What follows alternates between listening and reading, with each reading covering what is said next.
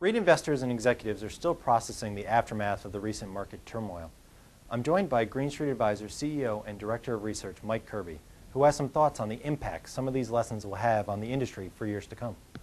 Mike, in your year-end Herd on the Beach newsletter, you point to leverage as the major cause of REIT volatility over the past few years. You say that even 50% leverage is a recipe for volatility. And the REIT industry's historical average is right around 40%. Is that the right level that you expect the industry to return to, or should it be even lower? We've written a lot in recent years making the point that there's really no reason for REITs to have anywhere near as much leverage as they historically have. Our primary points along those lines are, first, there's no tax advantage for a REIT as opposed to a typical company to have leverage. Second, I'm not so sure most REIT executives realize how unique and how big an outliers their own debt ratios are. Corporate America, debt levels of 40 or 50% are very uncommon, and there are very few members of the S&P 500 that are that levered. Why REITs are is far from clear to me. And then third, we now have 15 years of history since the modern REIT era began, and during that time, more levered REITs have underperformed less levered REITs. And you can run that study just about any way with any endpoint, even at the market peak, and reach that same conclusion. And so, there's plenty of reasons why leverage should be lower, substantially lower than it has ever been in the industry.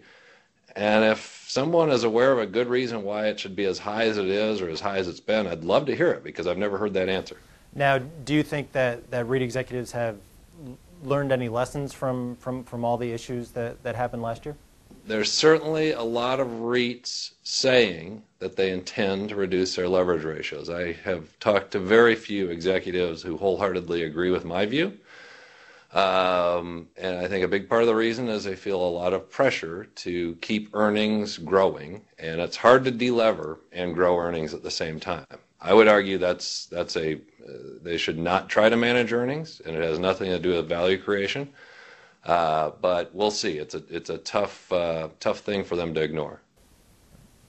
And in the last bull market, many REITs got into a variety of businesses, funds management, merchant development, just to name a few, all with the aim to boost the returns to their shareholders. In your Herd on the Beach newsletter, you said that REITs ought to go back to the basic business of owning and leasing commercial real estate. Why do you think that? Well, I think you have to look at sort of where we began the decade and where we ended the decade, and over the span of the decade, we really did see business models evolve substantially, and development became much more important in general. Merchant building went from next to zero to being a very substantial part of many business models. Funds management, similar thing, was next to zero at the beginning of the decade, ended as a very substantial portion of the business lines. Mezz lending and other activities that REITs didn't used to be involved with became fairly commonplace. Looking back on it anecdotally, I haven't seen too many of them work, and you can study some of the bigger activities, say development. If you look at the performance of REITs that do development in an active way versus REITs that did not engage in much development, the non-developers actually turned in better returns over the last 15 years. Again, this is another finding you'll find even at the peak. If you look back 10 years from the peak, the non-developers did better. So, if I'm taking on development or any of these other business lines, I'm adding risk, and I better get compensated for it, and I didn't. So to me, that's a pretty easy lesson. It tells me that simple is probably better. And are you getting the sense that shareholders share that sentiment, that they want REITs to get back to basics? Absolutely. I mean, I certainly talking to a lot of our clients, which are some of the biggest shareholders, I don't think this view is terribly controversial. I mean, and certainly I'm not saying that all developers should stop developing. There are some companies in our industry that have a very solid core competency in development. I mean, Avalon Bay should continue to develop. There are some valuable business franchises that have been built up. Prologis should continue to have a funds model.